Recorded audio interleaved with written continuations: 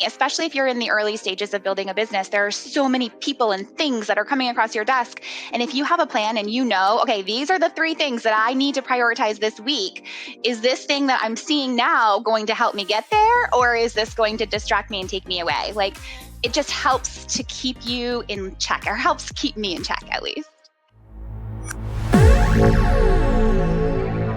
Everybody, today I have a guest of honor and actually a close friend and a client of mine, Jessica Principe. Now, if you don't know Jessica, you're going to get to know her through this podcast, and then you need to go follow her on wherever she's on social media, because Jessica is just like this ball of light and energy and just positivity. And so Jessica is the founder of All Girl Shave Club, which is a subscription box brand. And I actually got to know Jessica through, Jess went through our boot camps, and then we ends up working with us inside our Max Profits mentorship. So I get to have this relationship on like a marketing level and like kind of a coach level. So Jessica is really talented in what she does and how she has grown her business. But on top of that, she's really good at things around strategic planning in advance. And so, Jess, I'm super excited to have you. Welcome to the E-commerce Alley officially. Are you excited?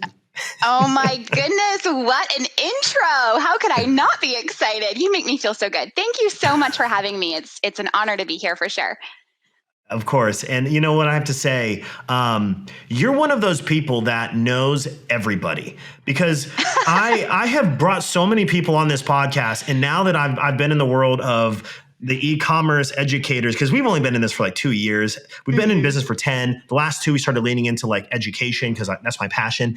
And as I started to learn all the people that specialize in certain things, I always mention it in our community, and you're always like, oh yeah, yes, that's so-and-so. Oh, that's so-and-so. It's like, so I guess now if I need to interview somebody, I just need to go to you and say, hey, make the introduction for me. It'll make it a lot easier. I will be your booking agent. I love that. No, I think it's like just a testament that like my mom always told me, it's a small world and this is a small industry. So it's, you meet a lot of people, and it's important to keep those relationships strong. Yeah, absolutely. Well, if we could, I would love just to kind of set the stage here for anybody listening. Let's kind of take it back a little bit to your beginning. So, like when you started your subscription box, like what was it that prompted that, and could you kind of bring us up to speed on where you're at now? Yeah, for sure. So this was 2016.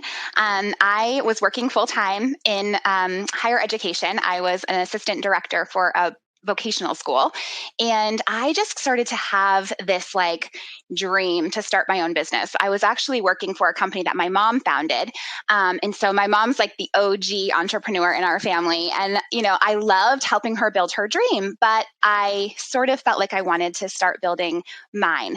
I had 2 little boys at the time, and I was just thinking like, what could I do on the side? How could I kind of like start to like dip my toe into building a business on my own? And I, thought about a bunch of different things, but nothing really seemed to resonate until one day I was getting ready to shave in the shower, and I was like, oh my gosh, I was about to steal my husband's razor for the bazillionth time. And I was just like, whoa, like maybe this could be something that I could start a business around. Like I'm always stealing his razor. It always works better than mine. I love the idea of convenience and subscription boxes. I was a consumer of subscription boxes, and I just loved the idea of like packaging up really awesome, beautiful, feminine, high quality products for women and delivering them to them almost like feeling like a gift, right? Like making it like a special experience. And so I kind of like literally after that moment, I just ran downstairs. I started talking to my husband about it, and he was like, yeah, I think this is a good idea. Let's give it a try. And so it took me about 7 months from when I got the idea to when I actually like started my pre-launch, because I needed to do a lot of research. I had no idea what I was doing. I had never worked in a physical product business, e-commerce, like all of it was very foreign. So I just kind of like put together a plan and started my pre-launch. I built an audience before I launched, which I think was like a huge piece, a huge factor for the success of All Girl Shave Club when we launched, because I had this audience to launch to. And then we launched the day after Christmas in 2016 and brought in over 100 subscribers that day. Wait, hold on a second. Hold on. So I think wonderful and unique. But that's funny because all I would be thinking is the day after Christmas is when everybody has already spent all of their money leading up, like, Q4. So like everyone's gift buying up until the few days before Christmas, and you launched after, and you still got 100 subscribers. I love that.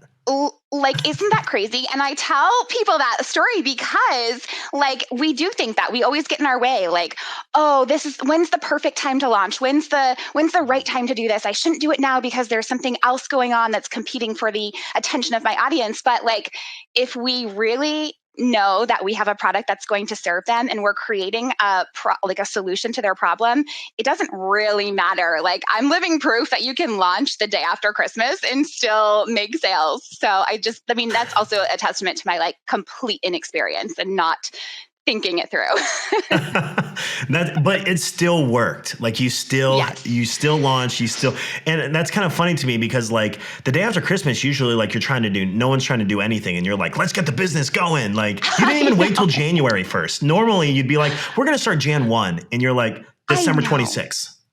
How crazy. I know. It's just, I didn't know what I didn't know. And so here we are. But I think like that's part of being a scrappy entrepreneur. You just dive in and make it work. And we did. And so the business ran, and I ran it by myself for, I don't know, probably until about August of that next year. And then I brought on an assistant to help me. And a few months later, I left my full-time job and I took my business full-time. Wow. That's awesome. So that's 2016 going into 2017. Yeah. And wow. And I want to say, so here we are. I will say this. If you are a lady and you're listening, go to allgirlsshaveclub.com. Just think of like Dollar Shave Club, but better and specifically for ladies. You shipped, so when we started working together, you shipped a package to my house for my wife, Kelsey. You're like, hey, let's send this to Kelsey. And I'm sitting down one day and I'm working in my home office. And I'm sitting down there and I'm just working and I have my headphones on. And then I just hear, I just hear like something running down the stairs. And then Kelsey comes over and she taps me on the shoulder and she just holds up the razor and she's like, my legs have never been smoother than when I use this razor right here. And so it was just like a cool experience, just so you know. And I know I shared that with you back then, but it was just so funny because I'm there and then she comes and she stops everything. She's like, you have to check this out. And I'm like, oh, that's cool. Feel my legs, right? Oh, that's exactly what she did. Tagline. She threw her leg up on my desk and she's like, feel my calf. See how smooth this is?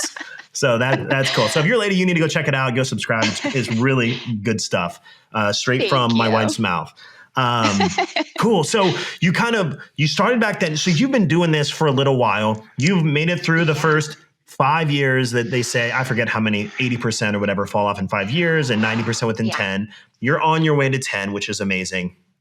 So so you've kind of come through that. And now you also teach a little bit of this too. Yeah. So over the years, just being, an active participant in like different Facebook groups and things like that, where subscription box owners were trying to learn, because I have to say at the time when I first launched my business, there were no, coaches or experts in subscription box that I could find. And so we had little like community peer-led groups that we were just all kind of like winging it, trying to figure it out and support each other through. And so as that became, more increasingly popular and people would see what I was doing with All Girl Shave Club, they'd reach out and they'd say, hey, can you help me with this? Specifically around pre-launch. I think that was like a really big catalyst for growth for us, because when you launch with, 50 or more subscribers, you have this like built-in audience of people that can help you market, help spread the word. Like it helps you grow a little bit faster. And so people wanted that. They wanted to be able to like have a plan and like support through pre-launch. And so I started teaching a little bit about that. And I hosted a course called Pre-Launch Prep School. And I walked a few people through how to do pre-launch, like how I did it and how they could do it too. And so over the years, I've just been helping and supporting people in various ways through starting and growing their subscription box businesses. Wow.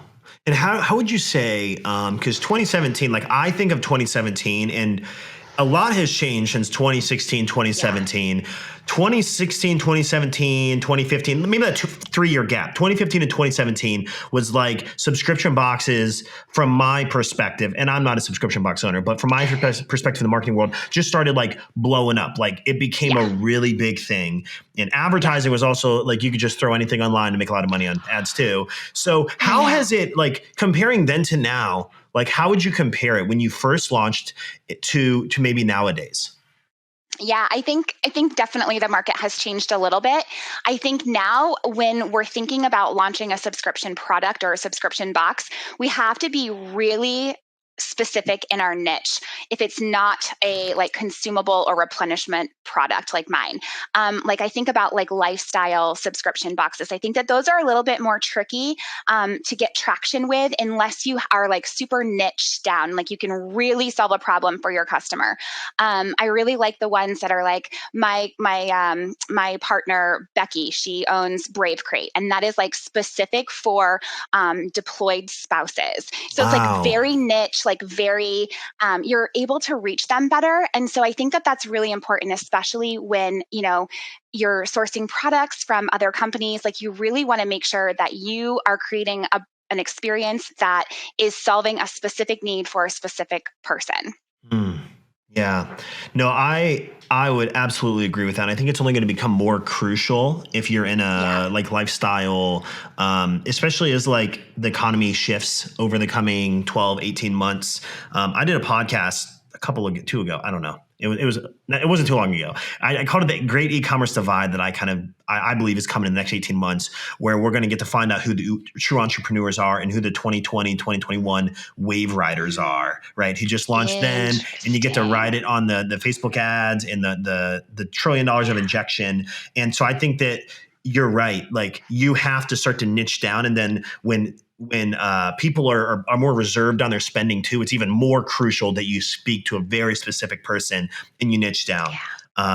That's good. I agree 100%. Yeah, that's good. Totally agree. So, okay. So you've been running this, and the reason I actually wanted to bring you on, and for anybody listening, is because Jessica's very fun to follow on social media, and she loves her family. She puts family in front of like her business and really prioritizes that. I love that. And you're also really good at planning. And I know that you have a planner that is coming out. And I wanted to bring you on because you're just a planning fanatic, and you're very focused in working in advance. And the reason I think that's so important for anyone listening, by the way, if you're not a subscription box, it doesn't matter. What I assume Jessica is going to talk about as I start asking her questions is going to apply to everybody here. But here's what I love. So my name, Coffee, is Irish, and so coffee. There's a Latin phrase on our coat of arms, and it's non providentia sed victoria, and it's Latin for there's no victory without foresight. And so I think it's great because you have to have foresight and you have to plan and be strategic if you want to have victory. And so that is my cue up for you. So what kind of has led you to really focus so much on planning and really strategizing?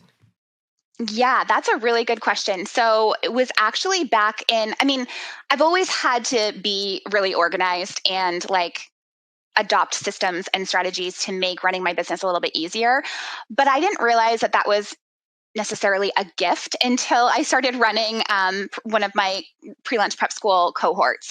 And I was getting my students through the end, and they were getting ready to launch their boxes. And they're like, oh man, like, what am I going to do now? You've led me to this place and I feel really good about launching, but now I've got to run the business. And like, there's so many moving parts and I feel so overwhelmed. Like, how do I do this? And, one student was like, can you just like make a planner for me? And I kind of laughed, like thought she was just joking, because I'm like, what am I going to make a planner next weekend and have it ready for you before this class ends?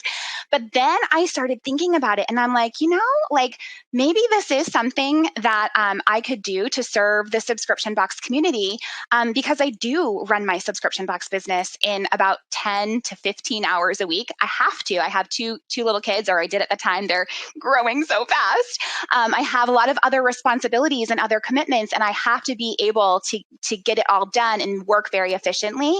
And so I was like, you know what? Let's give this a try. So I approached my business partner, Becky, who helped me create the planner, and we threw it together and we put it together, and we really like prioritized talking to our community, our customers, like the subscription box owners in the space. What are their challenges with planning as it relates to staying organized and to staying running their business, and how can we help solve that problem through a planner? And we just aggregated all of their answers onto a spreadsheet and built the product based on what they told us they needed.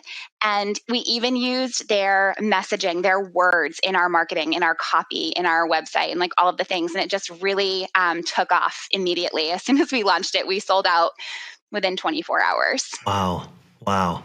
Crazy. No, that's great. You know what's interesting? I just made a post the other day. So I have a planner on our iPad. I had our team to design docs for our iPads for like sales calls. I mean, one-on-ones. And then we have the e-commerce alley daily planner, and it has our big three, our top three priorities for the day, additional to-dos, meetings. So it has like note sections. We broke it all down. And one of my focuses this year for myself was really to say, how do we increase productivity? Like, how do I really stay focused and move the needle a lot more? And so that was an intentional thing we did this year. And I feel like my productivity is like triple. And I made a post a few days ago about it. And I had people DMing me saying, can you send me the template to that? Other people took it and they designed their own, and they were posting and saying, hey, I designed my own. And they just literally copied ours and changed the logo. And so I'm like, it's really critical to plan, to be strategic. It doesn't matter if you're a subscription box or you're something different. I love that you just said that you adopt the concept of the big three, because we do as well. And in the planner, like that's a really big thing, and that I adopt in my life too, because I think sometimes we take on too many projects, or we take on too many things, or we just think, I can do it. It's fine. It's not a big deal. But like if we spread ourselves too thin like that, not only does that like hurt our productivity, but it also doesn't set us up for winning. It sets us up kind of for failure. And then like for me, I sometimes will struggle with like, oh, I feel so inadequate, or I feel like I didn't make it happen. But it's not because I'm not capable. It's because I had too many things and too many things going on. So I love the idea of the big three, like not just for productivity, but to set us up to win as well. Oh, this is about to get fun, because we're going to dive into productivity and focus now.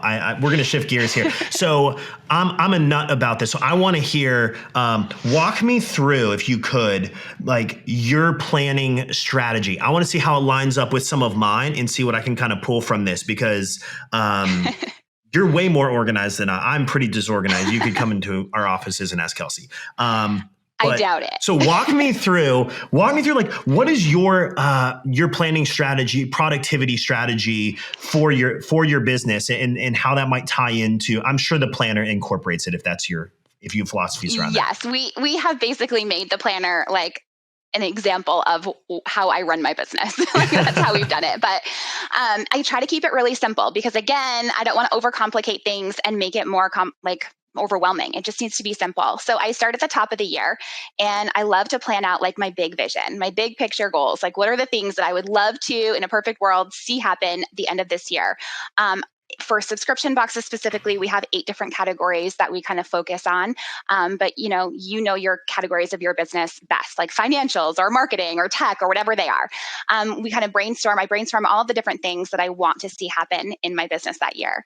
And then we plan at the quarterly level. So about a month before a new quarter starts, we start looking at those goals. Like, what are the things that I want to achieve? And what can I realistically tackle this quarter? And again, there comes that big 3 concept, right? I only take on 3 projects per quarter max. Sometimes it's only 1, sometimes it's 2, depending on the capacity. But it's really about narrowing in and focusing on something that I can go deep on, rather than trying to do 50 million things each quarter. And then it's again, just breaking it down from the quarterly level to the monthly level to the weekly level, and the daily level. And it's all centers around the concept of the big three. With the subscription specifically, we have this thing called the monthly rhythm where, with a subscription business, and I think e-commerce businesses have this to an extent too, what are the things that you're doing on a recurring basis? What are the things that always have to happen in your business? So for a subscription business, we know that we have a shipping day, right? Like a batch shipping generally. We have a renewal day. We have a time when we open our cart and a time when we close our cart. We have to source products, all of those things. And so it's really about looking at your monthly rhythm. What are the things that have to happen on a regular basis, and identifying at what point in the cycle do they need to happen. So for example, if I know that I want to have all of my products in-house by a week before I ship, then I know that I'm going to need to start placing those orders 6 or 7 weeks before that day, depending on lead time. So I can project out for the whole year when I need to have my projections done, when I need to have my products ordered, when I need to have my products in-house. And I can actually put that right into my planner every quarter. So I know what's coming up, and then I can see what kind of a capacity I have for other projects. So it's really just like leaning into those recurring tasks. And then I also really love batching. I don't know if you batch, but that's a big thing for me. Mm-hmm. So for batching, it's just, finding out like, what are those things that I'm doing on a regular basis? For me, emails. Let's take email for an example. When it comes to email planning or creation, I do my email planning in 3 batches. The first batch is like planning, big picture view. What do I want to send to my email list this month? What segments do I want to use? What are the offers I want to send? Like all of that. I plan that out on a sheet in Google Sheets.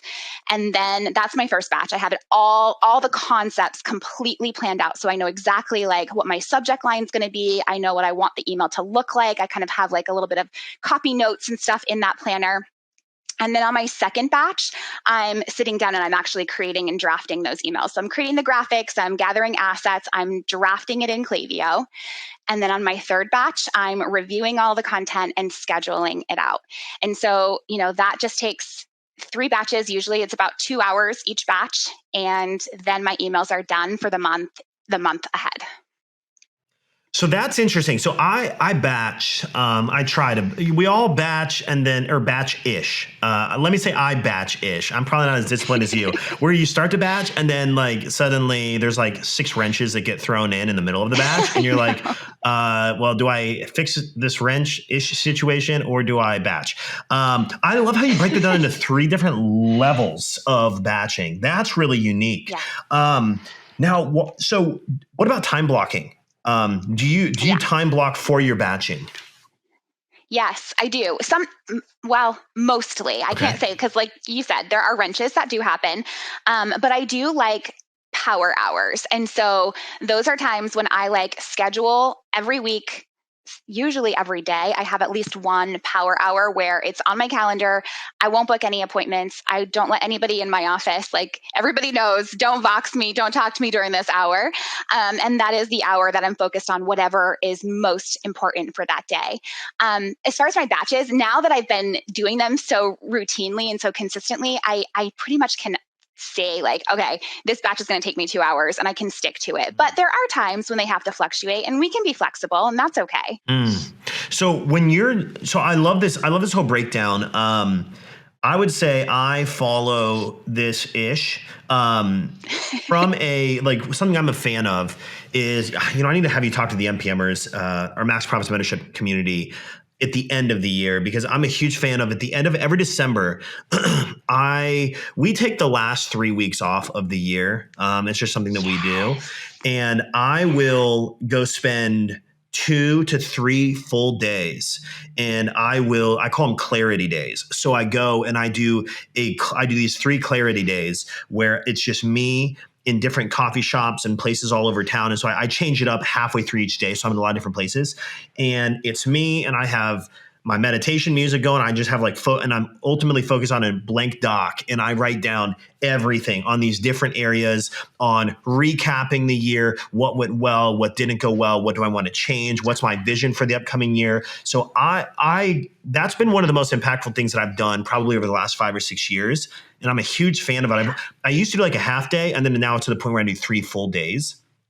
Eventually, I'll probably just take the whole month of December and I'll just go sit in a cave.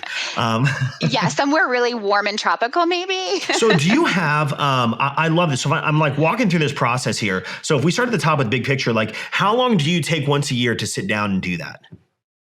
I guess it depends. At this point, it's usually a full day. I like to dream big.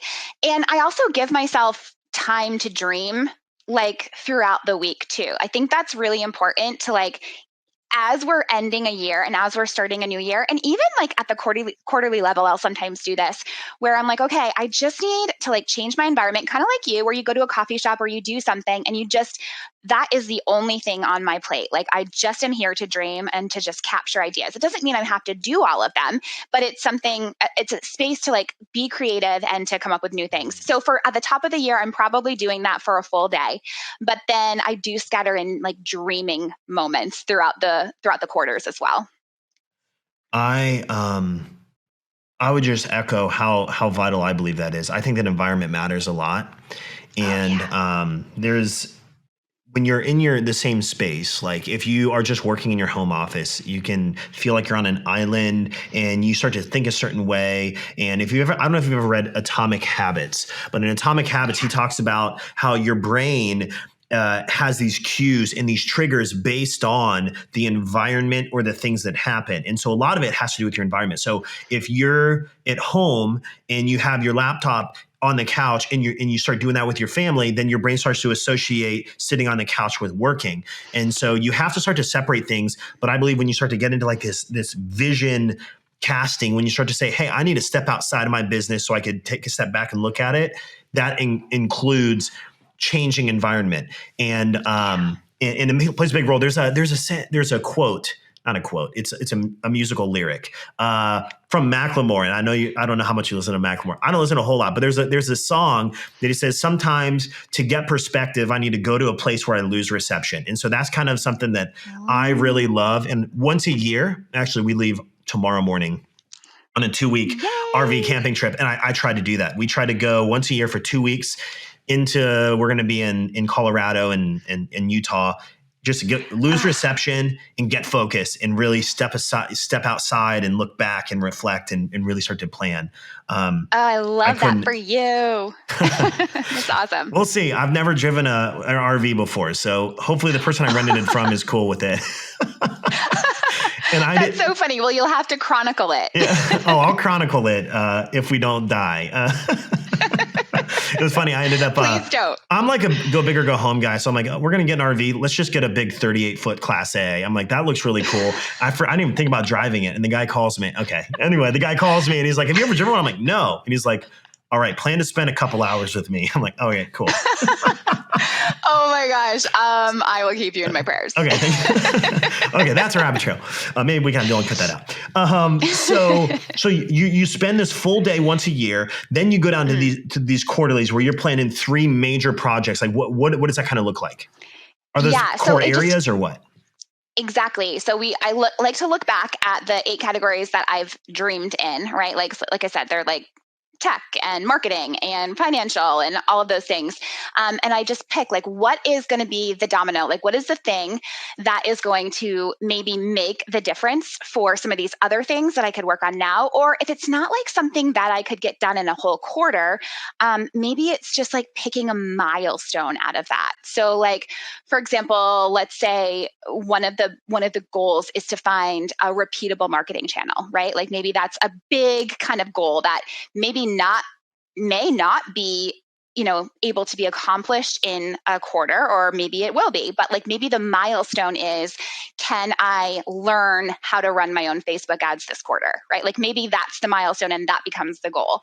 And so it's just about picking those things that will really move the needle forward, and that will maybe help to domino some of the other goals as well, because they do tend to kind of become intertwined and overlapped and that kind of thing. And one of the things that I love too about the planner is like it is guiding you through how to do this. Like it does not leave you to your own devices. Sometimes I feel like that can be overwhelming when you're planning, is like, just looking at this blank page and I don't know what I need to be thinking about or like where I should start. Like the planner really does break it down and gives you a bunch of tangible examples of what could be like in each category to help get your juices flowing. And then it will guide you through, okay, now you finished your big picture planning. Now here's how to pick your big 3 for the quarter. And here's how to take those and apply them to the month. And like, it just really walks you through and holds your hand. Wow. There's a quote that I always think of, like, you know, what's interesting is, after, when you first get into business, you don't even think about productivity, planning, and determining how your day goes. You don't really give a second thought to it. You just begin your day and you're excited with all this joy. It's like a new baby, and so you're super excited. And then it becomes like a toddler that kind of like fights you a little bit, and then you're like, okay, I got to set parameters. And there's a quote by, I don't know if it's Zig Ziglar who it is, but it says like, if you aim for nothing, you'll hit it every time. And I feel the same way about our days. Like, if you start your day without a plan, you start your week without a plan, your month, your quarter, your year, you'll hit it every time. If you start without a plan, and this is what I've learned. So if you don't plan your day, somebody else will plan your day for you. And so Totally. Yes. yeah, if you begin, you can ask Dylan and anyone on our team. The amount of times I've walked into the office, I'm like, guys, I have like one coaching call today, and I have like 7 or 8 hours of just straight content production. By the end of the day, I have like 6 meetings. I'm like, what happened? Like, what happened to my whole day? Like, it just gets torn apart if you don't really plan that and set that focus. That's good. Yeah, for sure. That's good. So you kind of start at the top, year, quarterly, monthly, weekly, daily. Do you plan your weeks in advance? Like, do you sit there on a Sunday and kind of forecast your week? Yeah, you know what? I actually do it on Fridays now. So I Okay. used to do it on Sundays, and then like life became really busy and I felt like I didn't want to be working or thinking about work over the weekend. I wanted to be able to focus on soccer and the kids and like the fun stuff. And so Fridays I take the afternoon. Usually it just takes me about an hour in the afternoon before I'm ready to wrap up, and I look at the week ahead and I make the plan, right? I block off those power hours. I look at what are the things coming up that need to happen, maybe schedule in some batches. And I'll even take the time to gather up assets if I need to. Like if there's something that I can quickly do on a Friday that will help me step into the next week a little bit easier, I'm going to do that. I'm just going to take the time to do that. So that's usually what happens. And then I can close the door, close the planner, be done for the weekend, and know exactly what I'm stepping into on Monday morning. Wow. I just started. I just started doing weekly planning. I've done daily. I never did weekly. I kind of skipped it. You know, like and honestly, I skip monthly too. I need to revisit my strategy here. I'm an annual guy, and then I quarterly do stuff, and then I'm a daily guy. And until recently, I started planning my weeks, and as soon as I started doing that, where I'm looking ahead, I'm super organized. I have a project management tool called ClickUp that we use for our team.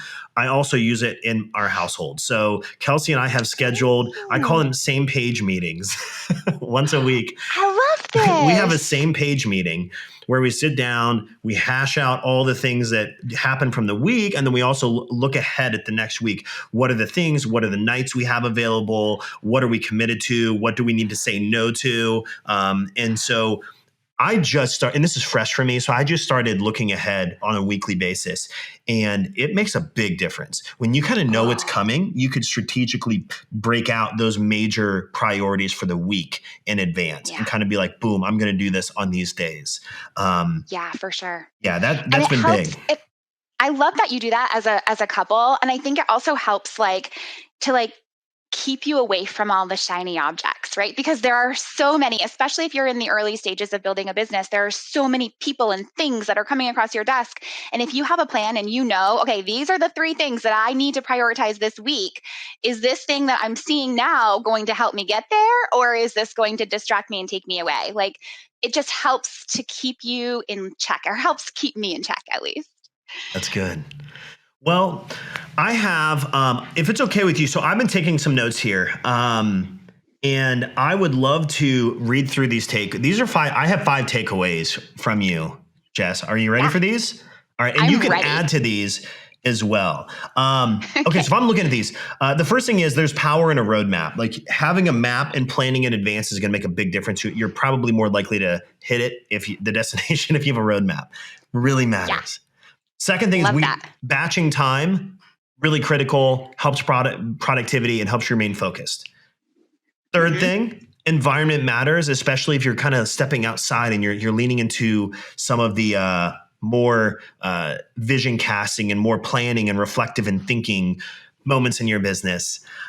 Fourth is you need to focus top down, yearly, quarterly, monthly, weekly, daily. And if anyone listening isn't doing any of those, start with something. Just begin taking that next step. And then the final thing, and you said this, I really like this, just kick the domino. I think that's really good. Yeah. You just got to do it. And if you can get that moving, it kind of starts to knock the rest of them in place. I love that. I think you captured them perfectly. The only tiny little thing I would maybe add is just sometimes I think people think planning is a waste of time, and it's not another thing on your to-do list, right? It's not something that is like supposed to stress you out or add more to your plate. It's really the catalyst to help you reach your goals. That's wonderful.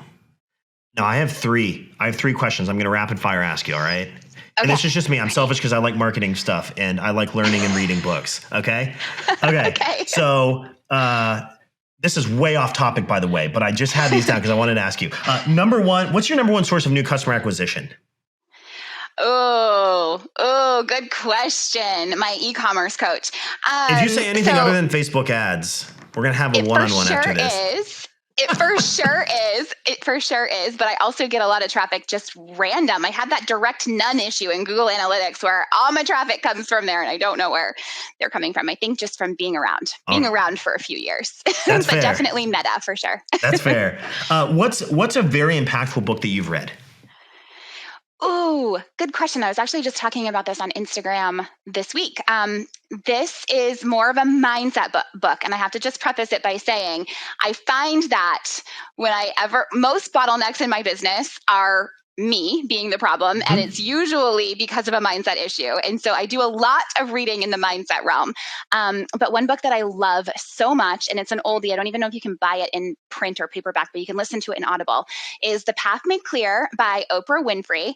And she has guests that she interviews throughout the book. And it just really helps to just calm your mind, crash through limiting beliefs, and really lean into your calling and finding joy in this journey. Wow. That sounds amazing. I'll have to find it on whatever scroll it might be on, if it's not on a book format or Audible, I guess. Yeah. And then you can listen to it. Yep. Third question. What's your favorite marketing tool? You can't live without. By far, hands down, can't live without it. Think it's the best thing since sliced bread. Canva. I know it's so lame, but it's my favorite. I do everything. I think people would be really surprised to know that I do all my own design. So anything that you see for All Girl Shave Club, that was made in Canva. Wow. Anything. Even the planner, we made it completely in Canva. And I just think it is so cool. Yeah. That's great. It's come so far, and I would expect nothing less, because if anyone has ever seen Jessica's stuff, it is it looks great. It looks really, really great. And so you're a great designer. Now your book on planning, is this only for subscription box or does it apply to anything else? Yeah, it's really geared for subscription box owners, because there's nothing like it for us. And so if you're struggling to know what to work on when you sit down to work, this is for you. Okay, cool. And that what's the release date on that? October 3rd. October 3rd. Okay, so this podcast is actually releasing before then, but we're going to go ahead. We're going to set up a redirect. Go to alleypodcast.com/Jess, Jess.